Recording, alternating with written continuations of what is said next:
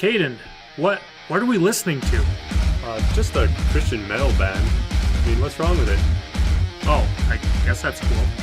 Well, it's almost as good as Tornadoes. Tornadoes? That's what we're going to be talking about today, guys. Welcome to the island.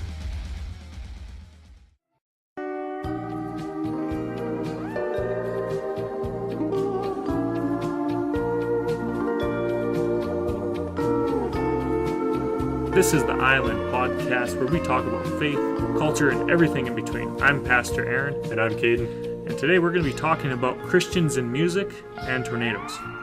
That's an interesting combination for sure. It's the perfect combination, a lot like peanut butter and jam. I mean, you get the right amount of peanut butter and jam in that sandwich. Oh, and then some milk. You need some milk to wash it down. That's fantastic, but even more fantastic was that song we first listened to. Oh, man. Well, I'm not really a big fan of metal. I won't lie. I'm not a big fan of metal, but this is an interesting song. So, who is this by? This is by As I Lay Dying, which when you first hear that name, I mean, that's pretty...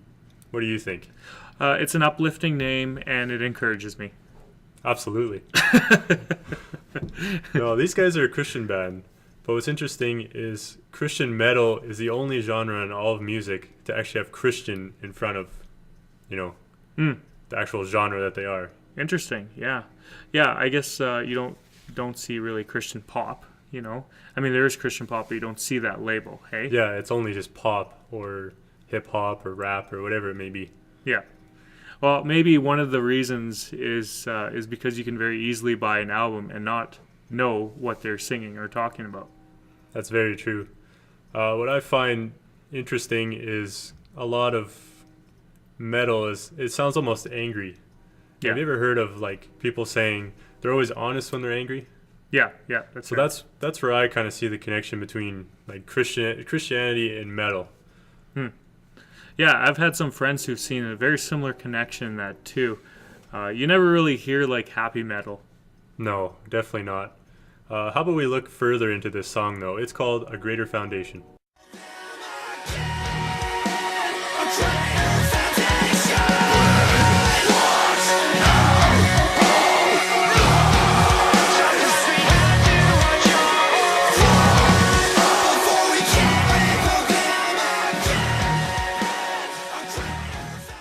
So that was a clip from the music video Greater Foundation. Pastor Aaron, was that even a song? How are your eardrums now? I think they're bleeding. I think that's blood. That's definitely blood. Yeah, behind all that screaming, though, there is some poetry. Yeah, it's surprising. Actually, the poetry is pretty interesting, and there's a lot of depth to it. We won't talk about all of it, but we'll just put on the screen here some of the lyrics that you had heard in this clip. So what do these lyrics say? They say, sometimes we watch our whole lives fall apart before we can rebuild them again. A greater foundation. Yeah, really interesting. So we know that these guys are Christians, and we know that they're talking about a foundation, and that's the main theme of the song. If we look in the Gospels, we see Jesus also talks about foundations as well. Right. What does he say exactly? Yeah, so he talks about us making sure that our foundation of faith is on something solid. And when it's not on something solid, it's on something that's sandy, something that moves around, something that doesn't give you any sort of anchor point. And when we see the man open up his briefcase, what do we see fall out of it? We only see sand. What's interesting is we don't know what's in the briefcase, and all of a sudden he opens it and reveals only sand. So, what does he mean by that? What do you think he means by that? Yeah, good question. It's kind of hard to tell, but when a person has a briefcase, usually they're holding important things in it, documents or money or whatever, and usually it shows that there's some level of importance with the person. There's an association that takes place within our minds. So you see a man walking around with a briefcase, and then he opens it. Right. Obviously, something's important, but nothing important falls out of it, and that's what's really interesting about the video and the song.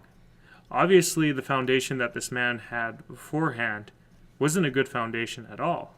Right, for sure. And even if we look at the chorus, it says, as we face distress, we must not lose heart. Stand fast, press on, triumph awaits. So obviously, He might not had the greatest foundation in the past, but maybe he's rebuilding his foundation the way he knows he's supposed to. Yeah, for sure. Or he's found Christ. It almost sounds that way. Yeah, definitely. It's really fascinating, and a lot of people, they'll hear music like this, and the first thing they do is they'll judge it. They'll deem it as something that doesn't glorify God, as something that has nothing to do with Christ. And yet, if you were to look at just the lyrics themselves, you might be shocked at how deep these lyrics can be. Yeah, especially behind all that screaming. Actually, what's very interesting is it's called Christian metal. Like, why do Christians kind of put themselves together with metal? What makes metal so important? Yeah, I'm not too sure. I think part of it might be the raw emotions, right? Yeah, like if we look at anger, have you ever heard somebody say, like, they're most honest when they're angry, right? Yeah, definitely. So I think there's kind of a connection there between Christianity and metal. Metal is very angry, very in your face, upfront, expressing yourself and your beliefs. Definitely. Unfortunately, a lot of Christianity doesn't do that anymore. A lot of it is very timid and does not want to express what they think is true. I think part of the reason is because a lot of Christians figure that being a Christian is something you do on Sunday 1 hour a week, and the rest of your life is lived out, within this mechanized, technologicalized world as just whoever you want it to be, right? Yeah, you kind of live through sin. You kind of just live how everyone else lives. Yeah, you sort of just adapt to the culture that's around you, and there's nothing wrong with that, but it sometimes comes to the point where a person drops their faith so that they can be like their neighbors who have no faith. But being a Christian doesn't mean being like everyone else in all respects. Right. And being a Christian, also isn't easy. Like, if we look at these lyrics, this guy is talking about how he's struggling himself. Definitely. With being a Christian and following Christ. Yeah, definitely. If you look at the earlier part of the song here, and we'll just pull these lyrics up for you. It says, "Sincere, I sought your truth and divine purpose through myths of revelation. Guidance all wrapped up in a paper box, supported only so long as my mind was the enemy.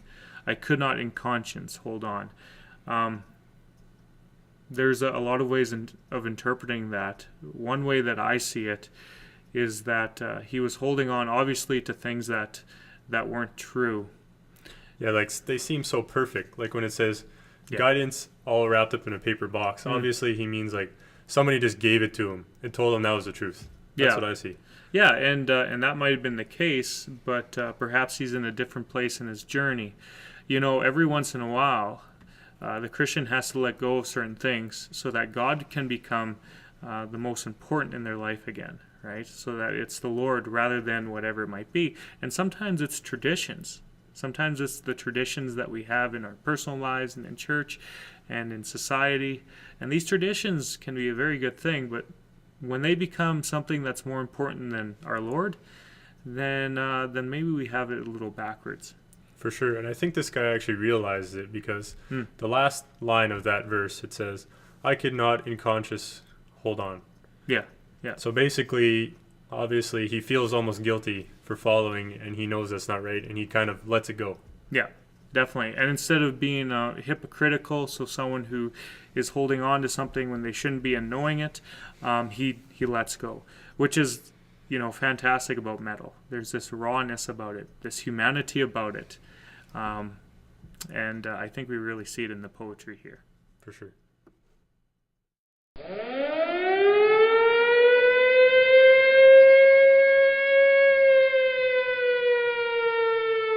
Check it out. It's a tornado in January. What? Let's get out of here. Oh, no, it's okay. It's just a picture of a tornado in North Battleford. Thank goodness. And it's real. What? It's real? Let's take a look at this. Yeah, it's real. Check it out. Somebody had posted this on theweathernetwork.com claiming that this was a tornado. Yeah, it's reliable, yeah. Yeah, that's crazy, isn't it? The Weather Network posted this. Yeah, so it's got to be real. It's got to be real. Yeah, definitely. I don't know. I've seen some crazy weather in January. What have you seen exactly? Oh, man, this one year, it was so warm up in Flin Flon. It felt like spring in January, and I was out delivering flyers one evening, and I was going house to house, door to door, and I remember stopping after delivering a flyer and just stopping for some reason. And out of nowhere, I heard this loud, thunderous clap. Bam! And that was it. Just What? a lightning bolt out of nowhere. I didn't see a lightning bolt, but I did see the sky light up. Are you sure you weren't just seeing things? I'm pretty sure I saw the sky light up. I heard the thunder, just one loud bang, and I even felt it, right? Like, if it's close enough, you can kind of feel it on your chest and on your body. Yeah, for sure. I mean, if you can sense three different senses, Yeah, I mean, it's got to be real. definitely. But not this picture, though. Yeah. Well, how come? Actually, there's some conspiracy online saying that this is actually just an industrial plant. Government, yeah. Government. Basically, what happened was the weather was absolutely perfect, and it actually had created a funnel, almost like a funnel. So it kind of it gave that. That tornado look. Yeah, I guess you could say that. Yeah, yeah. Tornado Hunter was claiming that, hey? For sure. Have you ever met the guy? I haven't. No? Have you ever seen any of his, like, automobiles and stuff? I've seen some of them. They look pretty crazy. Like they almost look like tanks, but Yeah. they just have regular wheels or tires, I guess you could say. It's just, I don't know. That'd be pretty scary to be in the middle of a tornado. Next time we're in Yorkton, or next time he's in Yorkton, I should say, we should definitely go check him out. Yeah, maybe get an interview with him. You never know. That'd be fun. Yeah, that'd be fun. Speaking of fun, we like comments, we like suggestions, all sorts of things. So if you want to leave anything that's tasteful and tactful, please go ahead, do so. Also check out our description here on our page. You can check out our other media sites as well. Yeah, definitely check out our Twitter, Facebook, whatever you want to contact us with. For sure. Well, I'm Pastor Aaron. And I'm Caden. And we're signing off. So